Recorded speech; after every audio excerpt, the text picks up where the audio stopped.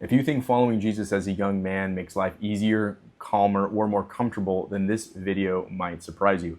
I'm a young man who has been following Jesus for the last 4 years, unapologetically, and I have paid the social cost for that.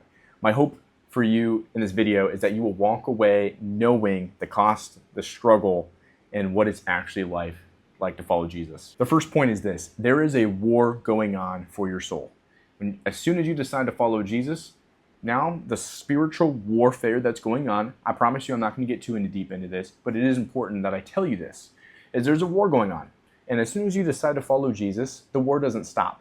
It gets even more fierce. Because although you're now following Jesus now, the enemy wants nothing more than to steal, kill, and destroy. He wants to distract you, get you off track. He just sees you as a threat now. Just like me making this video. It's a threat. The point of this video is to help you, to get you an understanding of what following Jesus is like.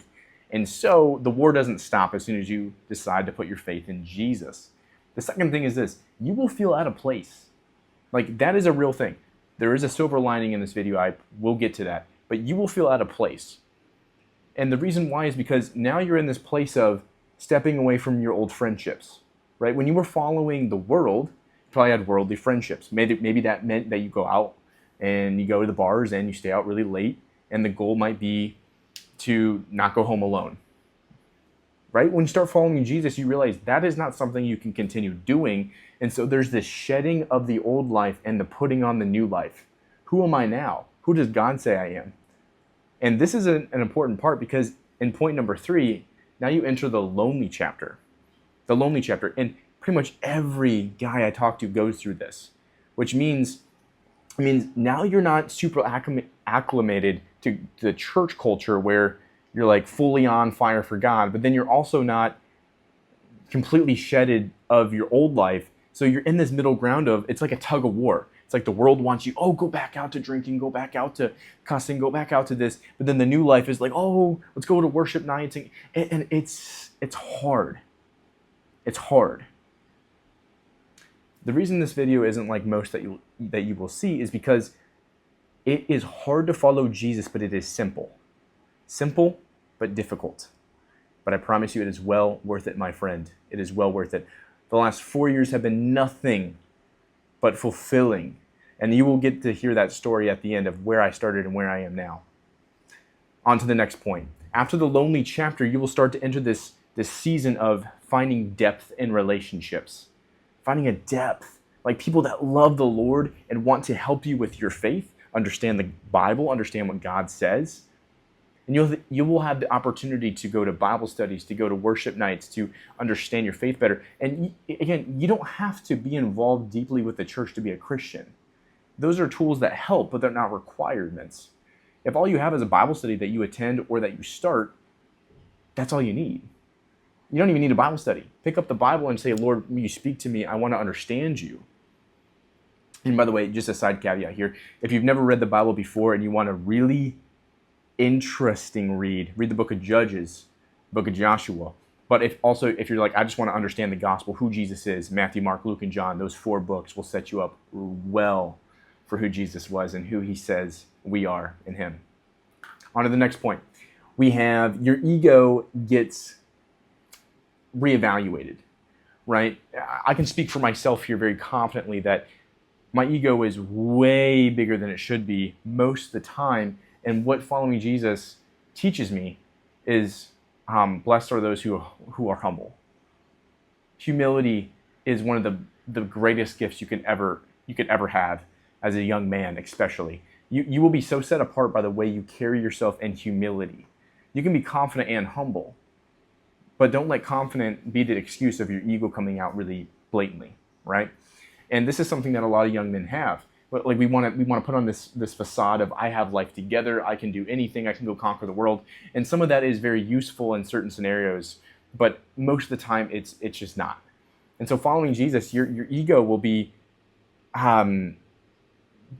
deflated, yes, but reevaluated. And this is a very important stage of following Jesus.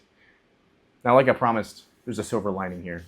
And that silver lining is this: every facet of life that you try to go after to fulfill that desire of wealth, of attention and fame, of of just like, oh, maybe if as soon as I do this, then I'll feel better. They never have, right? Drinking, drugs, women, money, anything like that. None of those really fulfill.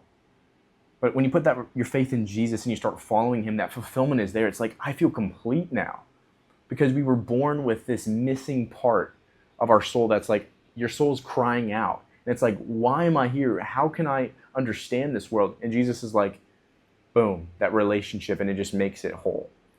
So I also want to just briefly say, why am I telling you this? Why am I caring to put this video out of saying what it's actually like to follow Jesus?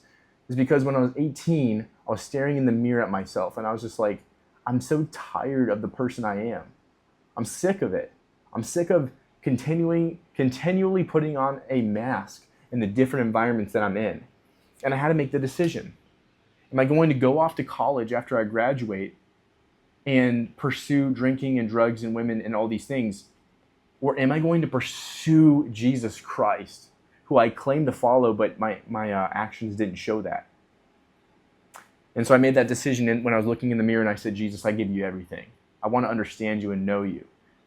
And as soon as you surrender, life doesn't change like that.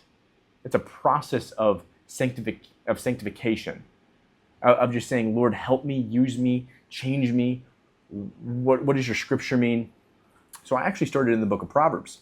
I love the stoicism of it. I love to understand what it means. And I just fell in love. So from 18 to 22, which I am now, it was this process of digging into the Bible, the scripture, and saying, I want to understand this. I want to understand this. Help me understand this, Jesus. And it's just been a gift. So if you're watching this and you're like, I don't know where I stand on religion or belief or who Jesus is, maybe you start with that simple question of Jesus, if you're real, can you reveal yourself to me? Jesus, can you reveal yourself? Because I'm tired of not knowing the truth. Yeah.